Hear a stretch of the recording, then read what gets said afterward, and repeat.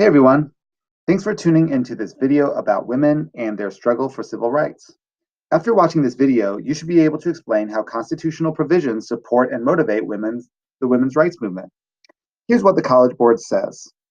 You need to know that the leadership and events associated with the women's rights movement are evidence of how the Equal Protection Clause can support and motivate social movements. Political scientists trace the organized women's rights movements back to the Seneca Falls Convention in 1848, where leaders such as Elizabeth Cady Stanton produced a document called the Declaration of Rights of Women. The Declaration of Rights was modeled on the Declaration of Independence, but instead of listing grievances against the British government like Thomas Jefferson did in 1776, the women at Seneca Falls listed grievances against the American government. The list of objections in the Declaration included facts such as women were not allowed to vote and that women were expected to follow laws that they had no voice in passing. Women eventually gained the right to vote in 1920 with the 19th Amendment. Similar to African Americans' fight for equality, suffrage was not the end of the struggle for women either. Inspired by the civil rights movement that helped African Americans push the United States closer to the promises put forward in our founding documents, women also fought for change in the government to improve their station in society. One example is Betty Friedan, who wrote a book in 1963 called The Feminine Mystique that argued for gender equality.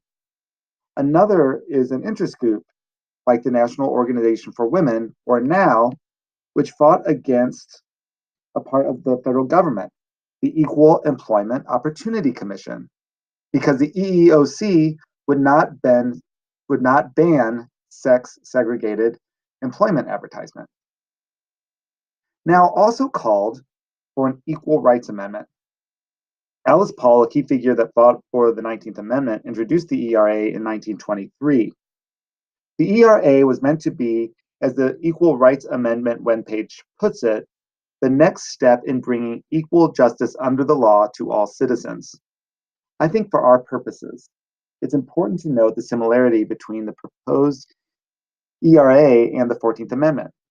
We see evidence here that the Equal Protection Clause in some ways inspired the women's rights movement. Women wanted their own 14th Amendment. In 1972, the ERA was finally passed by Congress and sent to the states for ratification. The original 7-year time limit was extended by Congress to June 30th, 1982, but at that deadline, the ERA had only been ratified by 35 states, 3 states short of the 38 required to add it to the Constitution. Since then, Illinois and Nevada has ratified the amendment. So while the 14th Amendment may have inspired women to pursue similar constitutional protections that the 14th was designed to offer to others, the 14th Amendment was actually used against women seeking an equal rights amendment. Opponents to the ERA said an amendment for women was unnecessary because the 14th Amendment already existed. Women had more luck through a number of acts in Congress. For example, the Civil Rights Act in 1964 contains an anti-gender discrimination provision. Another example, Title IX. Title IX made gender discrimination illegal in education programs funded by the federal government. Even after all of these steps forward, the struggle continues. Women still make less than men. A CNN report said in 2017 that in many jobs, especially jobs that do not require an education, that for every dollar men made, women made 80 cents. That difference can result in serious cash. At the end of the year, that 20 cents can result in $10,000. There's still a lot of work to be done.